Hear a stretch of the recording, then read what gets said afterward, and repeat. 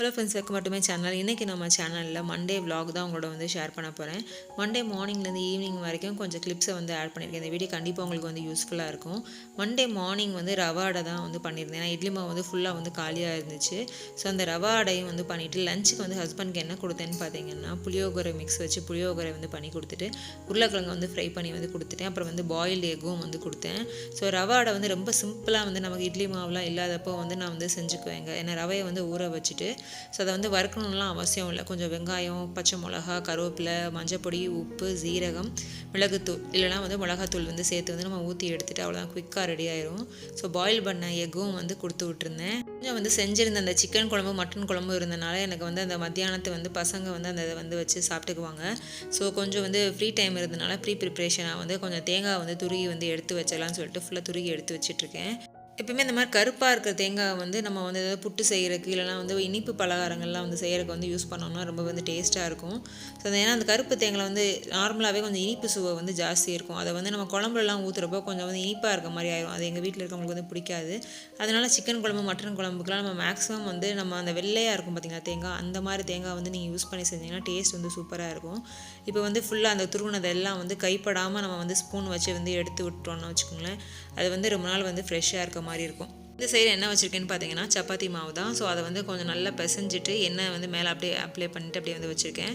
இப்போ துருவின தேங்காய் இந்த மாதிரி ஒரு ஸ்டீல் கண்டெய்னரில் ஃபுல் வச்சுக்கிறேன். இது நான் டிமார்ட்டில் தான் தடவை நான் வாங்கினேன், 100 ருபீஸ்ன்னு. ஸோ நல்லா ஃப்ளாட்டாக இருக்கிற மாதிரி இருக்கிறதுனால நமக்கு அந்த சில்லர் கீழே வச்சுக்கிறதுக்கு கொஞ்சம் ஈஸியாக இருக்கும். ஃபுல்லாக எல்லாத்தையும் எடுத்து விட்டு வச்சுக்கலாம். சமையல் வேலையெல்லாம் கொஞ்சம் சீக்கிரமாக செஞ்சு முடிக்கணும் அந்த மாதிரிலாம் நினைக்கிறவங்க இது மாதிரி ப்ரீ ப்ரிப்ரேஷன் ஒர்க்கை செஞ்சு வச்சுக்கணும். அது நிறைய செஞ்சு வச்சுக்கணும்னு அவசியம் இல்லை. ஒரு 2 நாளுக்கு தேவையான அளவு மட்டும் செஞ்சு வச்சுட்டோம்னா நமக்கு அது ஃப்ரெஷ்ஷாகவும் இருக்கும்.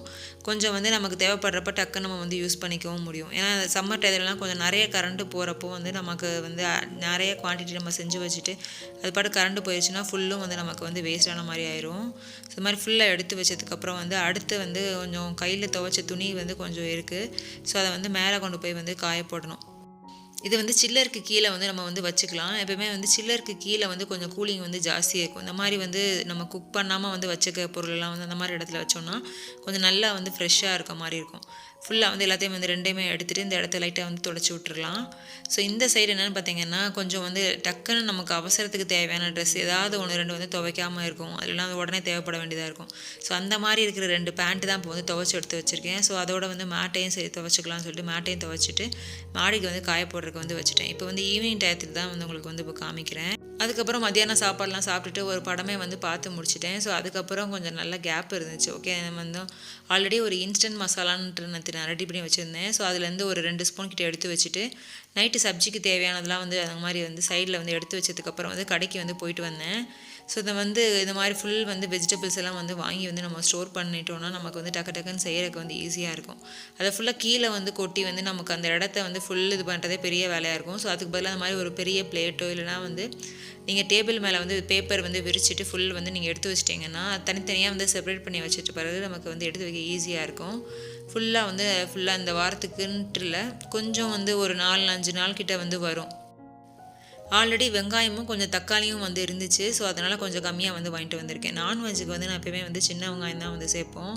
ஸோ அதனால் சின்ன வெங்காயம் வாங்கிட்டு வந்துட்டேன். நான் எப்போயுமே நார்மலாக வாங்குகிற கடையை விட இந்த கடையில் கொஞ்சம் சின்ன வெங்காயத்தோட ரேட்டு கொஞ்சம் கம்மியாக இருந்துச்சு. ஸோ இது எல்லாத்தையும் நம்ம எடுத்து வச்சிடலாம். தக்காளி கொஞ்சம் தான் தேவைப்படுற மாதிரி இருந்துச்சு. ஆல்ரெடி கொஞ்சம் இருந்துச்சு தக்காளி. நான் வாரம் ஃபுல்லாக வேணும்னா கொஞ்சம் எக்ஸ்ட்ரா தேவைப்படுன்றதுக்காக கொஞ்சம் மட்டும் எக்ஸ்ட்ரா தேவையானதை வாங்கிட்டு வந்துட்டேன். இதெல்லாம் செப்பரேட்டாக பிரித்து வச்சதை என்ன பண்ண போகிறேன்னு பார்த்தீங்கன்னா, இப்போ டக்கு டக்குன்னு கண்டெய்னரில் ஃபுல்லாக எடுத்து வச்சிடலாம். கீழே ஃபுல்லாக நம்ம எடுத்து வச்சுட்டு ஒவ்வொன்றா குனிஞ்சு எடுத்து வச்சுட்டு அதுக்கப்புறம் எல்லாத்தையும் மேலே தூக்கி எடுத்து வைக்கிற பதிலாக அந்த மாதிரி ஃபுல்லாக மேலே ஒரு இடத்துல நம்ம டேபிள் மேலே அது மாதிரில கவுண்டர் டாப் மேலே வச்சுட்டு ஃபுல் எடுத்து வச்சதுக்கப்புறம் டக்குன்னு அந்த கண்டெய்னரில் போட்டு வச்சிட்டோம்னா நமக்கு வேலை முடிஞ்சிடும்.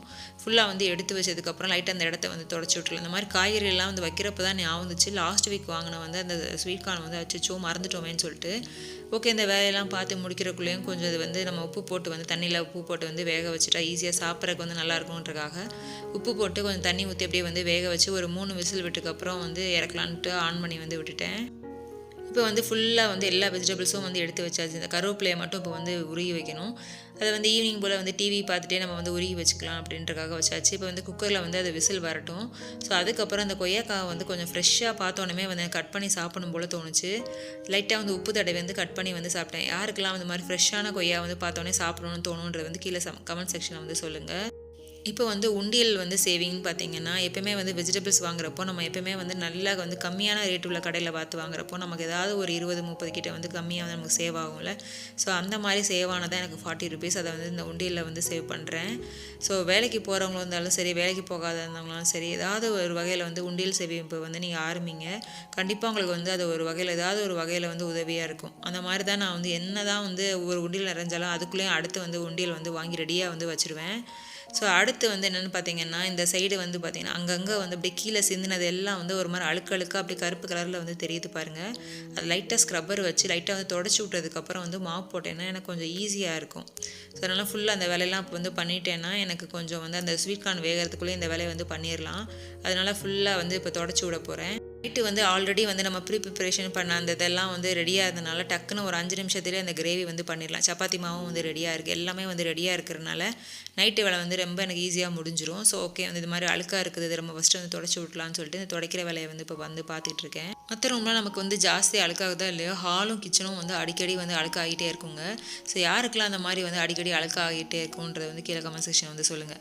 இப்போ பார்த்தீங்கன்னா ஸ்வீட் கார்ன் தான் சொல்லி சாப்பிட போகிறோன்னு சொல்லி பார்த்தா ஹஸ்பண்ட் வந்து கேட்கவே இல்லைங்க. சமோசாவும் கச்சோரியும் வாங்கிட்டு வந்திருக்காரு. ஸோ இந்த மாதிரி தான் நம்ம வந்து ஒன்று நினச்சிட்டு இருப்போம், திடீர்னு பார்த்தா இன்னொன்று வந்து நமக்கு அப்படியே தானாக வந்து கிடைக்கும்னுவாங்களே. ஸோ அந்த மாதிரி தான் எனக்கு வந்து சமோசாவும் கச்சோரியும் வந்து கிடச்சிருக்கு. எல்லாத்தையும் வந்து அதை ஷேர் பண்ணி சாப்பிட போகிறோம். ஸோ அதுக்குள்ளேயும் ஒரு 5 நிமிஷத்தில் டக்கு நைட்டுக்கு வந்து கிரேவியை வந்து ரெடி பண்ணிட்டேன்.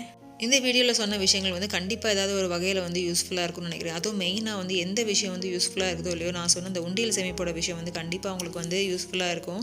ஸோ இந்த மாதிரி வந்து நம்ம வேலையை வந்து பிரித்து கொஞ்சம் வந்து செய்கிறப்போ நமக்கு வந்து ரொம்பவே ஈஸியாக இருக்கும். அதுவும் வந்து ப்ரிப்பரேஷன்லாம் வந்து செஞ்சு வச்சு நம்ம செஞ்சோன்னா நமக்கு வேலை செய்கிற டயர்டே தெரியாது. நமக்கு வந்து எந்த ஹெல்ப்புக்கும் ஆள் இல்லைனா கூட நம்மளே வந்து டக்குன்னு எல்லா வேலையும் வந்து செஞ்சு முடிச்சிடலாம். அதே மாதிரி நமக்கு வந்து வேலைக்கு வந்து ஹெல்ப் பண்ணுறக்கு ஆள் வரணும், அவங்க செய்யணும் இவங்க செய்யணும்னு சொல்லிட்டு நம்ம எதிர்பார்த்துட்டே இருந்தோம்னா நமக்கு வந்து டென்ஷன் ஆகும்.